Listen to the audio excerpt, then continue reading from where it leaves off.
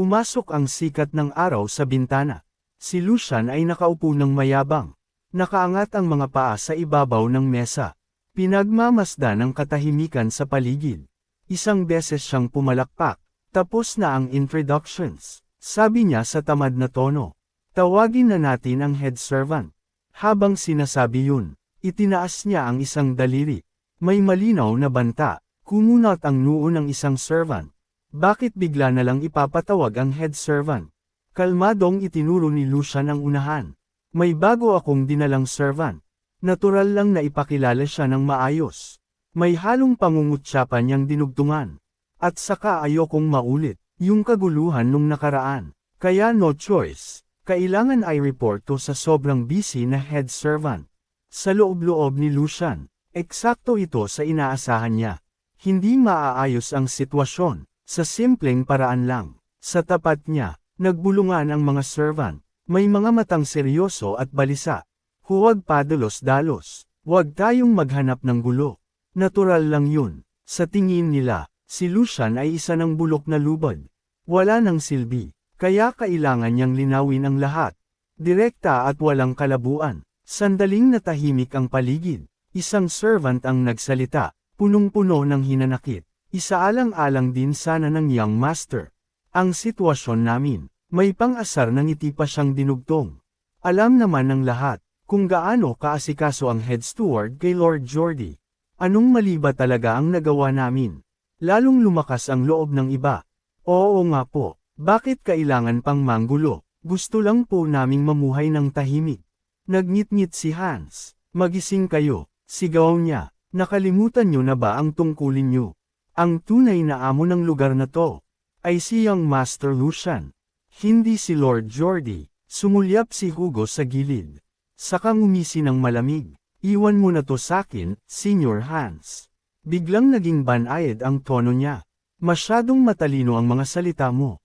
Para sa mga ganitong tao, bahagya siyang yumuko. Alam ko na kung ano ang dapat gawin. Natuwa si Lucian. Ang bilis mo ah. Malamig ang mukha ni Hugo. Para sa mga hindi marunong. Kumilala ng amo. Simple lang ang paraan. Para turuan ng loyalty.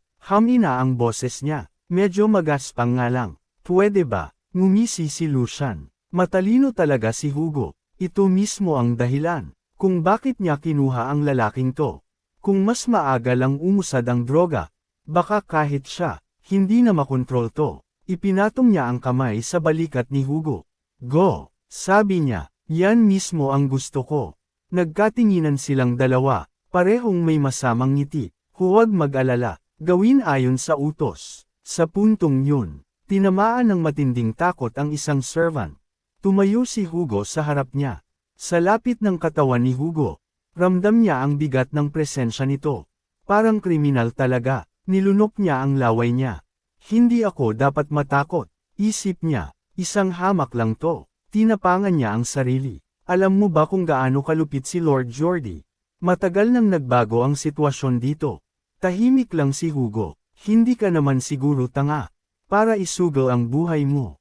Para sa kakarampot na pera. Biglang nagngit-ngit si Hugo. Matalim ang tingin niya. Nakakabagot na hiling. Ha! Hindi na natapos ang salita. Isang suntok ang damapo sa mukha ng servant. Tumilapon ang katawan niya. Napatulala ang lahat. Si Hans, hindi makapaniwala. Si Lucian, halos malunod sa tuwa. Lumakad si Hugo papunta sa nakahandusay na servant. Nagmulat pa ito saglit. Saka muling nawalan ng malay. Nagpanik ang mga tao. Karahasan yan. Wala kang karapatang gawin yan. Inikat ni Hugo ang leeg niya. May karapatan ako, sabi niya. Sanay akong magturo sa mga baliw na gago. Ngumisi siya. Kitang-kita ang pangil. Muling natahimik ang paligid. May mga yabag sa labas ng pinto. Hila-hila ng dalawang servant. Dumating si Jenny. Bitawan niyo ko. Tumahimik ka at sumunod. Sagot ng isa. Hindi mo pa rin bagets ang sitwasyon. Nanggigigil si Jenny. Lakas ng loob mong hawakan ako. Pagbukas ng pinto, nanahimik siya. Mga servant na nakaluhod. Mga guard na tahimik at mabigat ang aura. Napatulala siya. Nag-report ang dalawang servant. Ayon po sa utos ni young Master Lucian. Dinala po namin ang head servant. Sa may bintana, nakatingin lang si Lucian sa labas. Paglingon niya, kumaway siya na parang bati lang. Sa wakas dumating ka rin.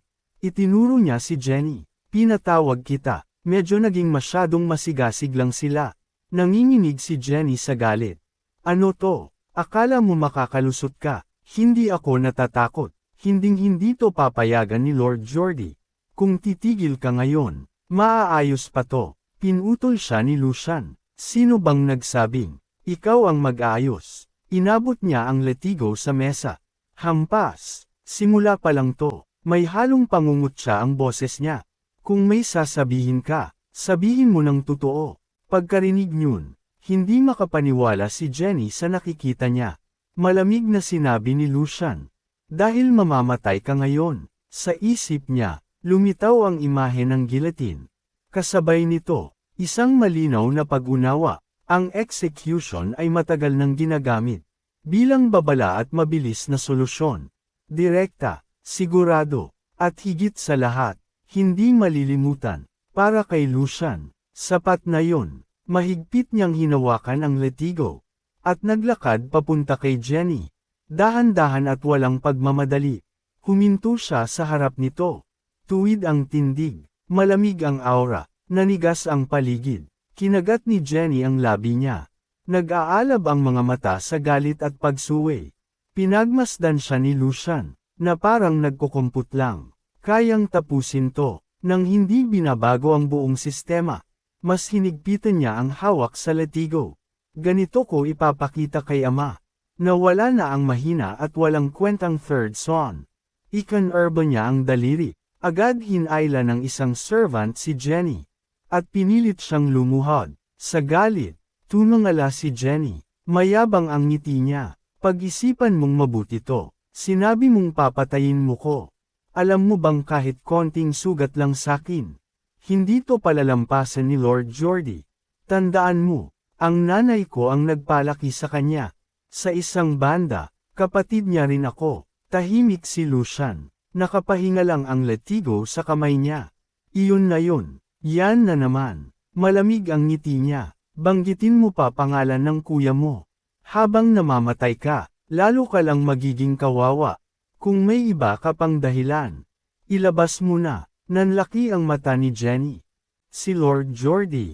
Bumaba si Lucian. Mapanganib ang boses. Headmaid, mali ang intindi mo. May sapat akong dahilan para patayin ka.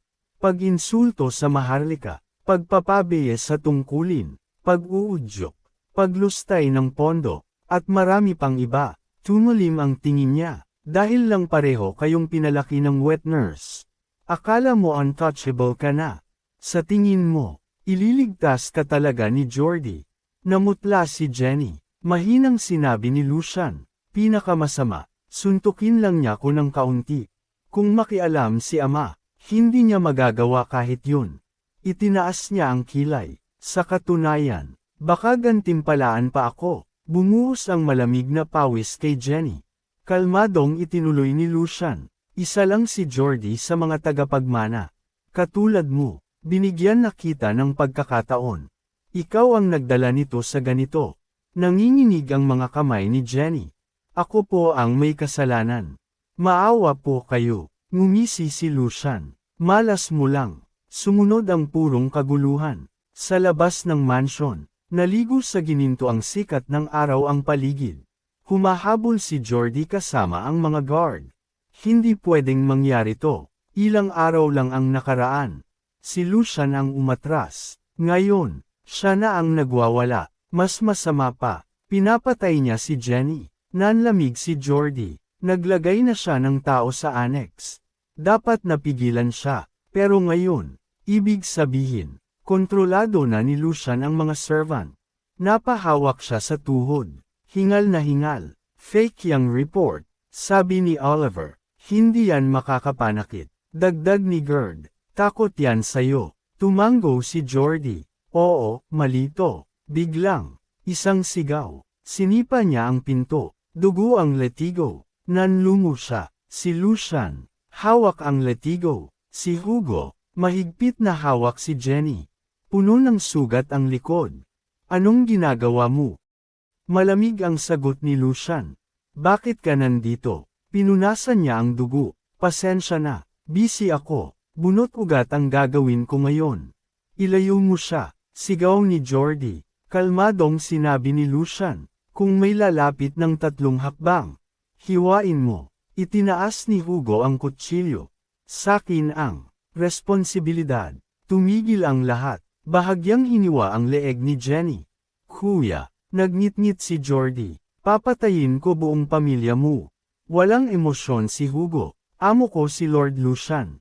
Utos niya ang sinusunod ko. Tahimik si Lucian. Ininsulto niya ang nakakataas. Lumabag siya sa utos. Nakialam sa pondo. Parusa lang to. Walang masabi si Jordy. Alam niya, kung hindi niya ililigtas si Jenny, guguho ang kampo niya. Ito ang House Valdec, ang unang anak na si Young Master Tristan Valdec, at ikalawang anak na si Young Master Jordy Valdec. Sila ay kasalukuyang nasa digmaan kung sino ang susunod na uupo at magiging punong master ng House Valdec. Sa ibang salita, hindi pwedeng gumawa ng mga bagay na hindi kaaya-aya si Jordy sa mga kritikal na oras na ito. Pero sa mga nagdaang araw, siya ay sinusubukan ni Lucian at unti-unting inuubos ang pasensya nito. Kamakailan lang nang mawala niya ang kanyang pinaka-malapit na knight na si Sir Henrik. Sa pagkakataon na ito, kung mabibigo siya na protektahan si Jenny, na para na niyang sariling kamay at paa. Kung mawala man niya ito sa mga panahon ngayon, ito ay magiging malaking kawalan para sa kanya. Dahil dito magsisimula ng magsalita ang mga maid na sunod sonoran sa kanya. Humigpit ang hawak ni Jordy sa kamay. Sa mixing salita, ito ay tinatawag na complete checkmate. Pakawalan mo siya, sabi niya. Tahimik si Lucian at naghihintay sa susunod na mangyayari. Napatingin ang mga gwardiya ni Jordy, nataranta at hindi alam kung ano ang gagawin. Kahit si Hans ay napanganga na lang sa mga nangyayari. Samantalang si Hugo naman ay nakafocus pa rin kay Jenny na may hawak na kutsilyo na nakatutok dito. Nakatayo pa rin si Lucian at may naglalaro sa isipan. Ngumisi siya at sabay isip na nagpapatawa ba ito. Akala siguro nito kaya niyang tapusin ang lahat-lahat sa isang salita lang. Matapos niyang sirain at manipulahin ang mga sweldo ng mga tao, tumulim ang paningin niya. Isa ka ngang maharalika pero hindi ginto ang mga salita mo. Bigla niyang winasak ang katahimikan. Ano ba ang pinagsasabi mo kuya? Kung hahayaan lang natin na takpan ang lahat ng nangyari dito at baliwalain ang mga ito, ano na lang ang iisipin ng iba? Bagamat nagtanong na ang kagalang-galang kung kuya, gusto ko na rin lubusin at pag-usapan itong bagay na ito dito. Ngumisi si Lucian na para bang may masamang binabalak. Lumingon siya kay Jordy na may mapang-asar na mukha. Kuya, hindi ko kayang gawin ang gusto mong mangyari. Lalong tumigas ang kamao ni Jordy at nanginginig na sa sobrang asar. Hindi niya napigil ang kagati ng mga ngipin sa gigil. Sabay sabi na, huwag ka nang magpaligoy-ligoy pa at diretsuhin mo na kung ano ang gusto mong sabihin. Ano ba ang gusto mo? Nanginginig sa takot si Jenny habang nakatingin sa latigo. Nagpatuloy si Lucian, alam mo ba na noong sinaunang panahon, yung mga tao na nagnanakaw sa mga ari-arian ng iba ay hinahatulan din ng ganang kaparusahan. Nanlungo si Jenny para sa kanyang buhay. Pero kuya, ito ay hindi lang sa saktong halaga, kung hindi mas marami pa ng ilang beses. Pinagpawisan ang mukha ni Jordy sa narinig. So ngayon kuya, ilang beses na presyo ang nasa iyong isipan? Masaya at nababaliw na tanong ni Lucian na parang kamukha ng mga mata ni Hisoka. At mga gintong salapi na nahuhulog ang nasa isipan. Sa kabilang dako, nakatanaw si Sigon sa bintana.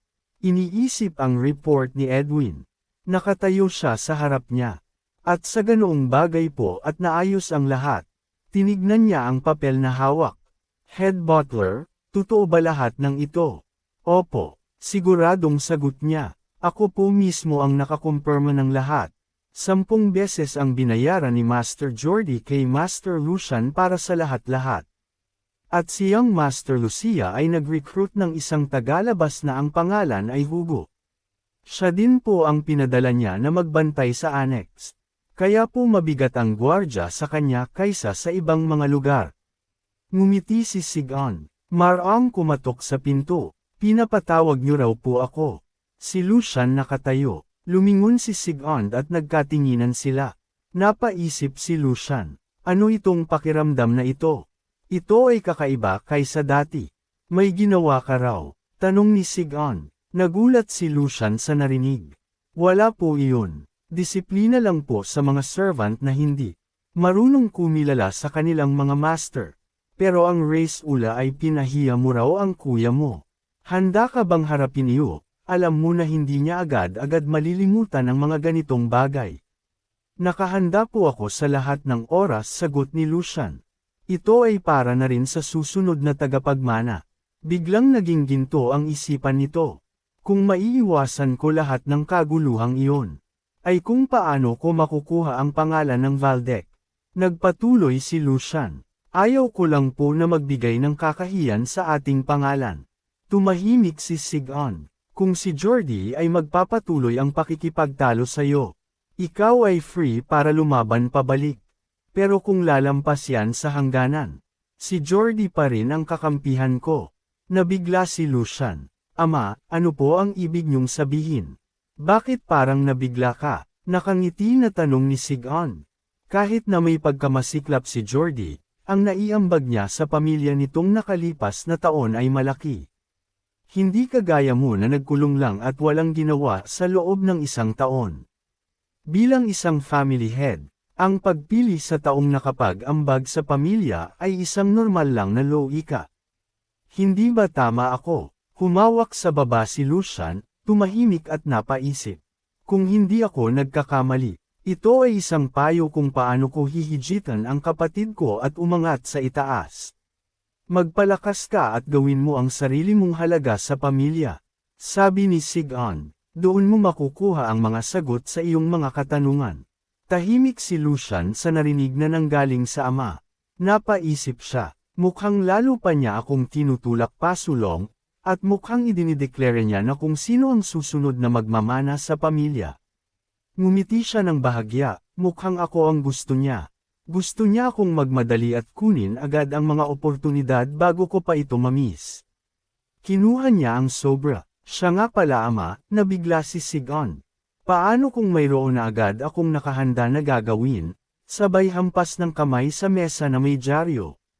At malaki po ang saklaw nito, sabi niya na may malaking ngiti sa mukha.